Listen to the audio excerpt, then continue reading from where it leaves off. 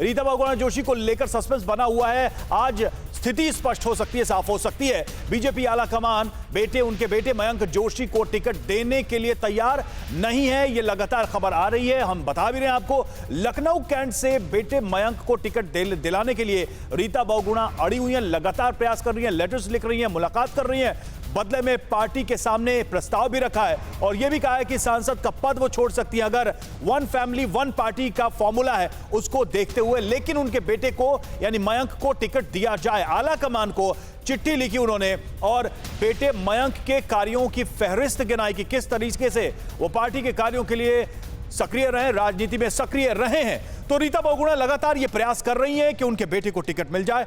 आइए अब आपको लखनऊ कैंट के जो गणित है, जो उसका गणित है, मैथमेटिक्स है, इलेक्टोरल जो उलझ रहा है, उसको हम समझाते हैं कि आखिर क्या पेच फंसा हुआ है। तो लखनऊ कैंट सीट का जो गणित है वो समझिए। 2017 में लखनऊ कैंट से विधानसभा चुनाव जीतकर यूपी में मंत्री बनी थी रीता बहुगुणा जोशी और 2017 में रीता ने समाजवादी पार्टी की अपर्णा यादव को हराया था।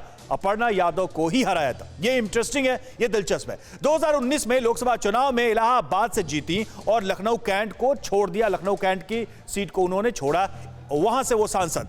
अब बेटे मयंक जोशी के लिए लखनऊ कैंट से वो टिकट चाहती हैं। वो चाहती हैं कि उनके बेटे लखनऊ कैंट से चुनाव लड़े बीजेपी के सिंबल पर, टिकट पर। बीजेपी एक परिवार को एक ही सीट के फॉर्मूले में ढील देना नहीं चाहती है, कोई अलग से एग्जाम्पल सेट नहीं करना चाहती है बीजेपी। हरक सिंह रावत प्रकरण के बाद बीजेपी इस नीति पर और सख्त नजर आ रही है और ज्यादा अड़ी नजर आ रही है कि किसी भी नेता को हम इसमें छूट नहीं देंगे। और जवाब में रीता सांसद की अपनी कुर्सी यानी कि जो सांसद बतौर सांसद इस वक्त हैं वो छोड़ने के लिए तैयार हैं, उसका वो ऑफर दे रही हैं। समीर हमारे साथ जुड़े हुए हैं। समीर जी, ये मामला उलझ रहा है, आप लोग माने चाहे ना माने। अगर कैंट से लड़ाना चाहती अपने बेटे को और अगर आप टिकट नहीं दे रहे हैं तो क्या इसको हम ये ना समझें कि अंदर खाने एक बगावत की जो है चिंगारी सुलग रही है?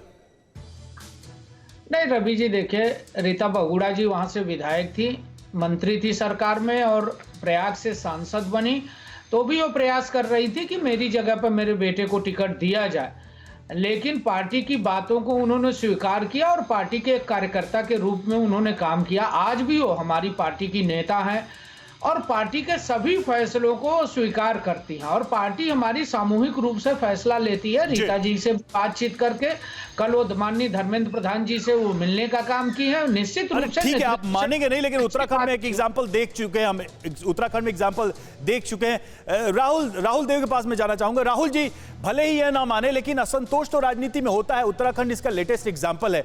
TV9 ने सबसे पहले यह खबर बता दी थी कि अपर्णा यादव बीजेपी में शामिल होने वाले हैं। इसका मतलब है कि बीजेपी को पहले से इसका अंदाजा था, लेकिन रीता बहुगुणा जोशी की नाराजगी को खत्म करने का लग नहीं रहा कि कहीं कोई प्रयास किया जाएगा। देखिए, अभी इस पर मैं समझता हूँ कोई हमें जल्दबाजी नहीं करनी चाहिए। ये मान लेने में कि ये नहीं किया जाएगा या उनकी बात नहीं मानी जाएगी। मैं समझता हूँ कि उन्होंने अच्छा उदाहरण पेश किया है कि वो एक परिवार से एक सदस्य राजनीति में या पद पर, इसको वो सिद्धांत को मान रही हैं और उसके तहत वो कह रही है कि भाई मैं अपना पद छोड़ देती हूँ, मैं अपने सांसद पर सदस्यता छोड़ देती हूँ और मेरे बेटे को बना दिया जाए। ये उनके अपने आंतरिक परिवार का मामला है।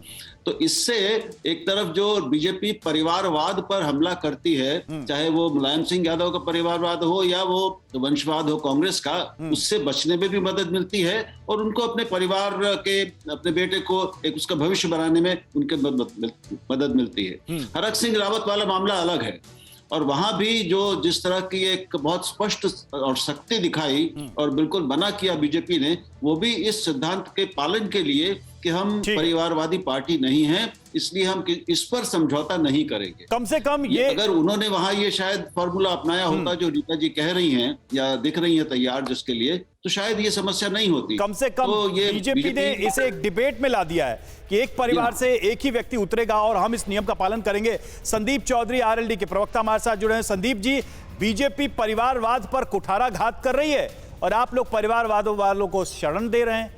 सपा हो, आपकी पार्टी हो, परिवार के बिना तो ये पार्टी ही नहीं चल सकती। रवि जी, आप मुझे ये बताइए, हमारे पार्टी में एक परिवार से कोई 2 लोग विधायक या सांसद हैं क्या? और जिस पार्टी की आप भारतीय जनता पार्टी की बात करते हैं, मैं आपको गिनवाना स्टार्ट करता हूं, आप गिनना शुरू कीजिए। राजनाथ जी को देखिए, उनके बेटे को देखिए, आप कल्याण सिंह जी को देखिए, उनके बेटे को देखिए, उनके पोते को देखिए, एक टाइम में वसुंधरा जी को देखिए, वसुंधरा जी के बेटे को देखिए।